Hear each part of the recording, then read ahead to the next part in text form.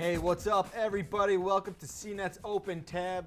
This is going to be our Facebook Live show where we grab a few drinks, which we've done already, because I'm a little drunk. I'm not that drunk yet, but I'm here to tell you that we're going to be wrapping up the week's tech topics. My name is Jeff Bacalar. Here in our very exclusive CNET on Tab wonderful little lounge is our social media guy, Mr. Michael Sorrentino. How are you, sir? Hi guys, I'm great. How are you doing? Thank you for being here. Thank you. Thank you. We should really be thanking you for arranging this. This is all you. Yep. Thank you. And as well as executive news editor Roger Cheng. Thank you for joining us. Lovely to be here with you guys. Awesome. Drinking beer in an afternoon. Back in the control room, we've got Joey Kaminsky. And he made me say this, but he's going to be the bartender serving us questions from you who are watching at home or wherever you're at. And again, we're not just going to wrap up the week in tech. We want to hear from you. We want to get questions from you. It's not just going to be us talking. It's going to be you talking. So if you've got a question, comment, let us know. Even if it's not about tech. Maybe you have like a weird brother-in-law that you want just advice on. We'll fix that for you. So I'm going to toss now to Mike. He's going to glide us into the story of the week. What do you got, buddy? All right, hey guys. So I wanted us to get a couple drinks together and talk about on voice assistants like Siri and Alexa. More and more companies are just getting to know us, not over drinks, but over what we do, Right. over IMs and email. And they're just getting more and more information to serve us, to help us.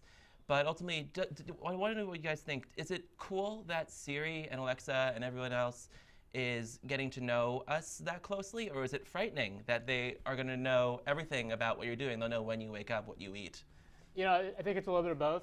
The paranoid part of me thinks that this is a bit frightening. These are digital assistants that can hear us basically any time. And there's no real way to tell if they are listening or not, even if you shut them off. And the other issue, though, and I've found covering this stuff the last couple of weeks, is that, frightened or not, we kind of have to live with it because it's coming.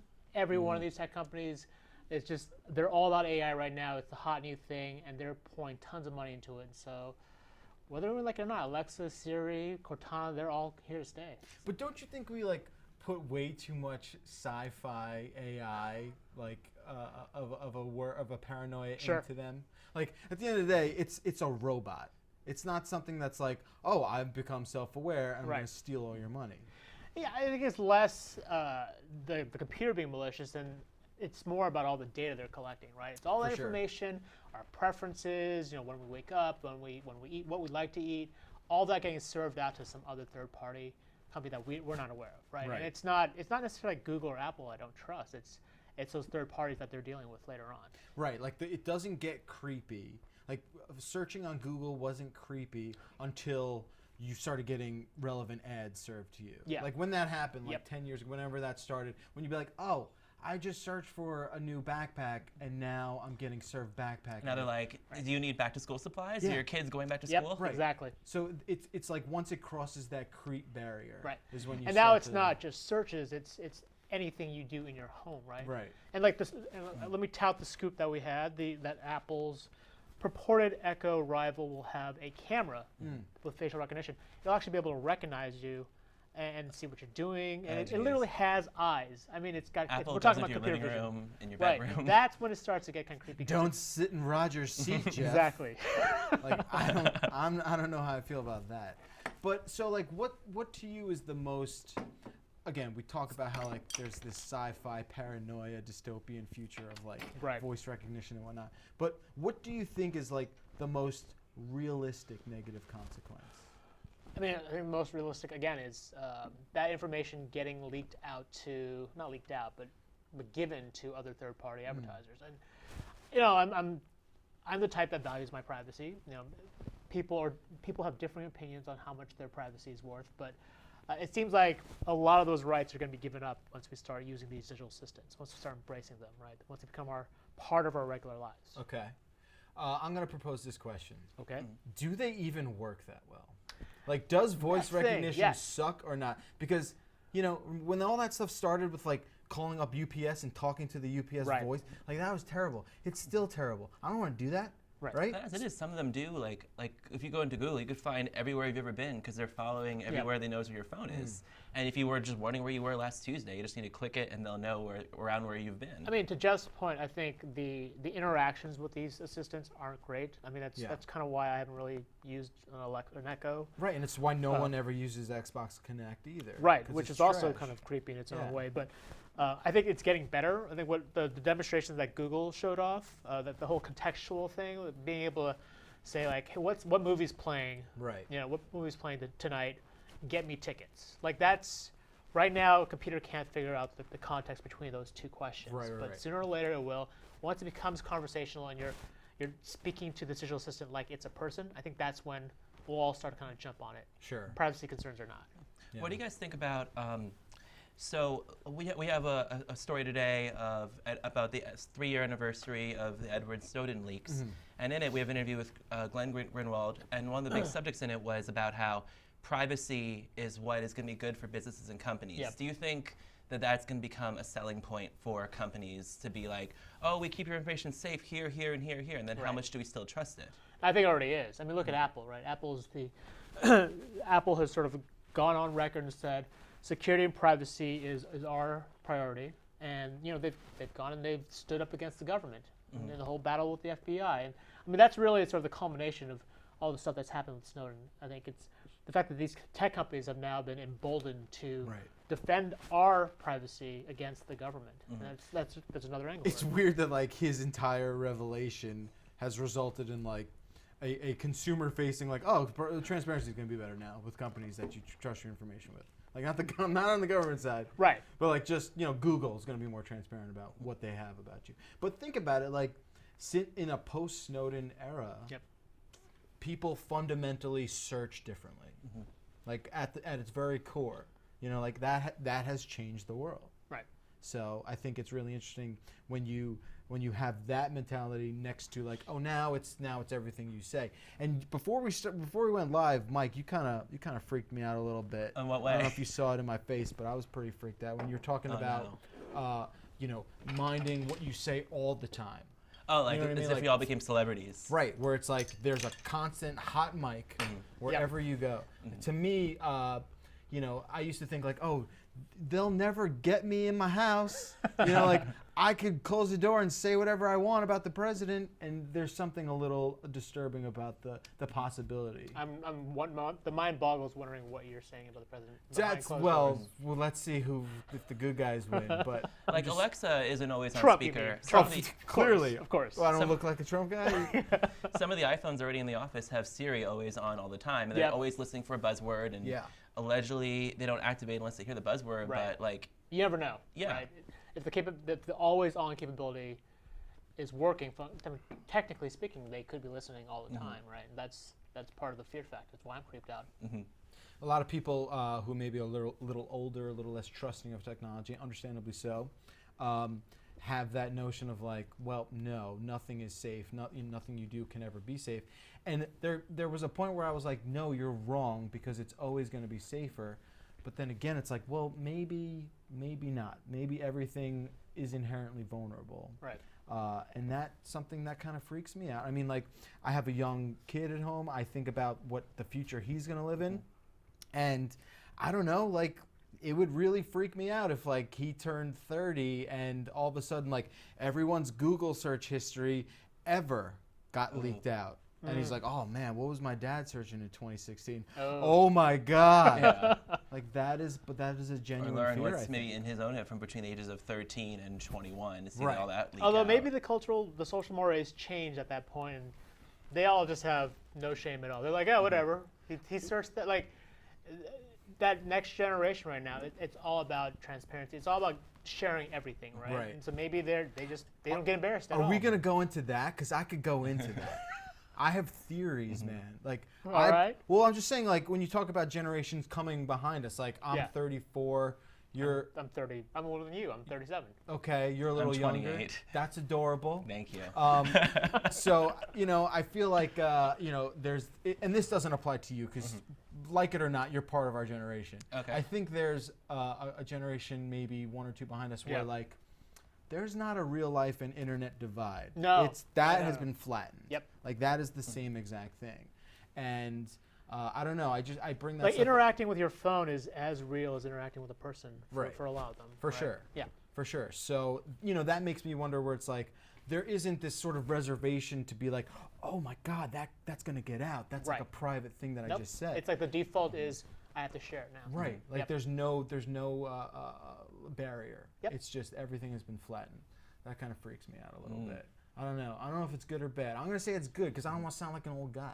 So it's great. We're It's hip. great. We're We're hip. hip. young. We're yeah. freaking hip. It's awesome. At the It's same time, cool. it's good to Do it. remember though how to keep like records that are not on the internet. Like it's good. Some kids are like only on the phone all the time. Period. Everything Right. through the phone. Yeah. And like there is value to having intrinsic things that, like having a photo that is offline or or like personal information that is not Right. always stored in a cloud place. Those are like Sure. quaint things. Cloud Sure. locker. It's quaint. It's sort of like, oh, look at that. You've got a physical photo. That's sweet. Or even like personal, like real business documents. Maybe you don't want them floating inside a G drive. Maybe you do Right. want Right. a contract to something or a college application, at least a copy of it, like physically on your desk, Our so that way diplomas. you know where it is. Yeah. Yeah. I have no idea what my diploma is. I lost don't it a long either. time Me ago. neither, actually. Yeah. I don't know. Wait a minute. Mine was Did you in even Latin. That's what I remember. Did I failing even to graduate? What am I doing? How did I get hired? It's CNET. We don't have standards. You said it, not me. I'm just curious, bartender Joey, who's in the back doing God knows what. Do you have any questions for us? Do you have anything you want to share? Or are you just going to sit there and not use the prompter? We have one person who's curious as to why Siri only understands Alexa only understands English. Because Alexa's racist. That's simple. You said that. That's a Please. softball. That was not CNET. That's a that was Jeff softball. Bakalar. That's a softball. Alexa hates any language. No, why is it? Is it just because that's the one they went with That's first? the I mean, it's they launched the Echo in the U.S. It makes sense to go English first. I mean, obviously their ambitions are to go overseas. I'm sure Alexa will be speaking multiple languages in a short time. Right. Yeah, Siri like began with a few languages, then Yep. expanded and over it time. expanded. Yep. And then she got smarter. And Siri was on a phone that was sold around the world. I mean, the Echo is still as popular as it is in the U.S. I mean, it's still kind of a U.S.-centric Yeah, it's product. predominantly sold in the U.S. Right. even, but it's So- not as. I don't know if the newer ones are sold overseas yet. I know that it's some of the. I mean, I think they're slowly expanding that product, but it's largely here, so it makes sense to start with English. So let's talk about Alexa being included in that new Pebble core.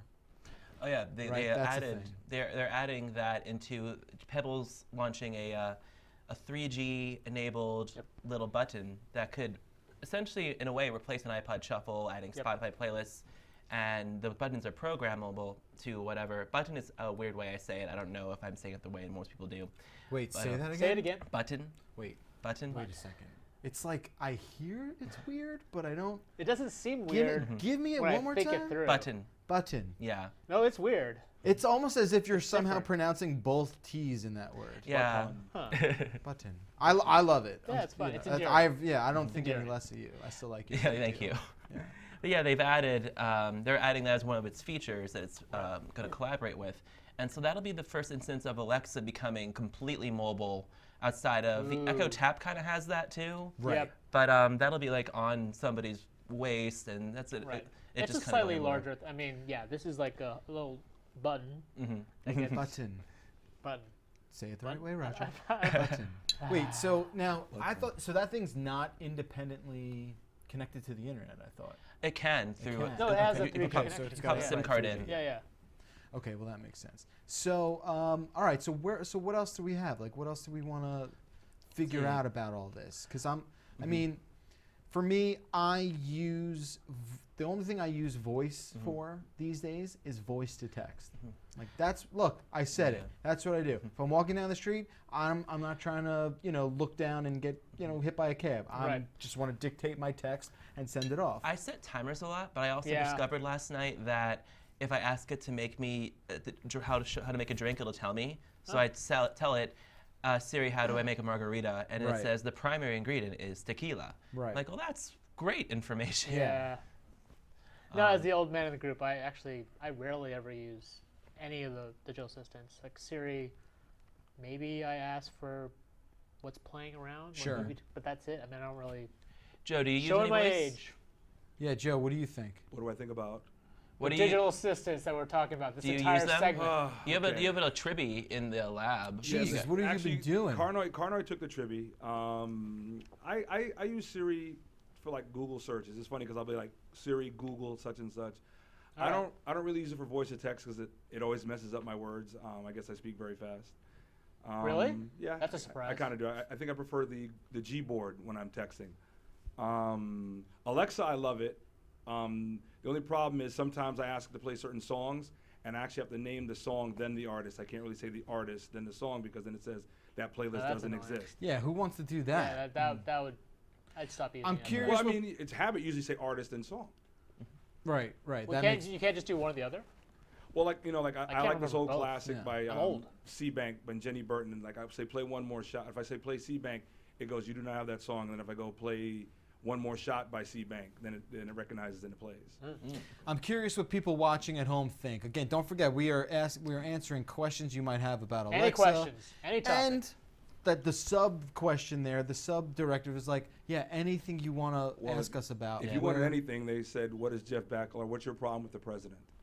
What? Whoa, No, I love whoa. our current president. Oh, It has nothing to do with our current president. except Anything he just I- said really anything is I a gave big you Donald anything. Trump guy. I'm just so a huge. That's his problem right I there. just, look. Just loves Donald Trump. What can I That's say? that is not the case. It's so funny. Like I'm so man. willing to joke about everything, but I draw the line there. No, have any, yeah, like- I have no problem with our current president. I love that guy. Do we have anything like really off the wall? It doesn't even make sense that we're receiving. Somebody said, can you tell me why do you choose the name Siri?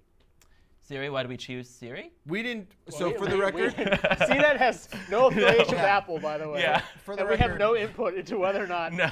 Apple names. how its is that a virtual system. question though? Hey, you said anything, I'm giving them to you. no, I mean, fair enough. why I picked the topic was because it has come up in the news over the past week. Yeah, that's true. So that's why, and people, it is inside of iPhones. iPhones are a very popular phone. We often do see that there's plenty of attention that our readers seem to wonder about with those Right. devices. And like I said, this at the Code Conference, there was plenty of talk of artificial intelligence. Every company talking about the impact that'll have on our lives.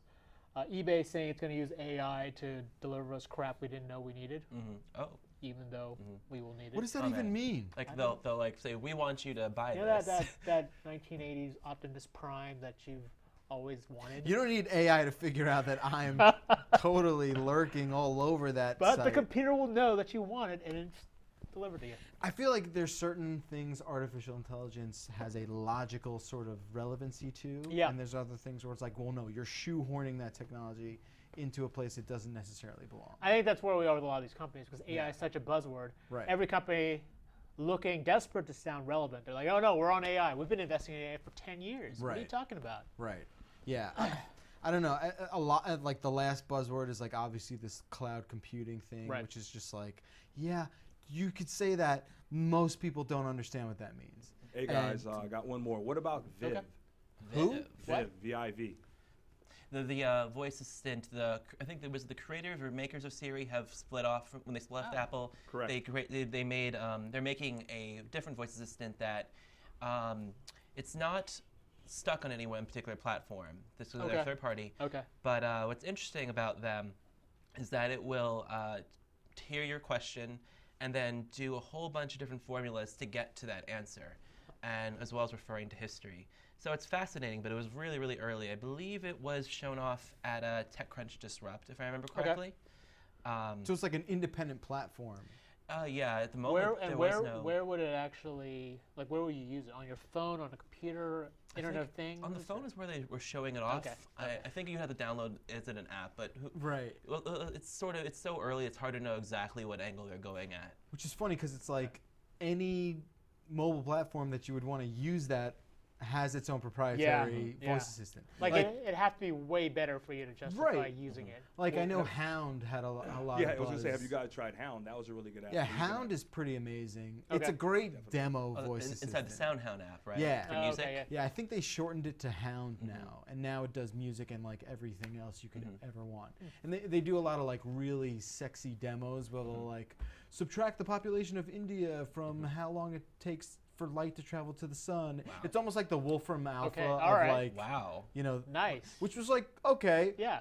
that's not something anyone would ever Wolfram, logically yeah, need. Wolfram Alpha was great as a concept, but Right. no one actually ever used that Where thing. you're like, yeah, like no one's trying to like divide butter by New Jersey. Like no one's trying to like do that. I actually have a question for you guys. All right, if cool. Apple were to release their own version of Alexa with a camera, would you guys purchase it and why? Or wouldn't you, and why?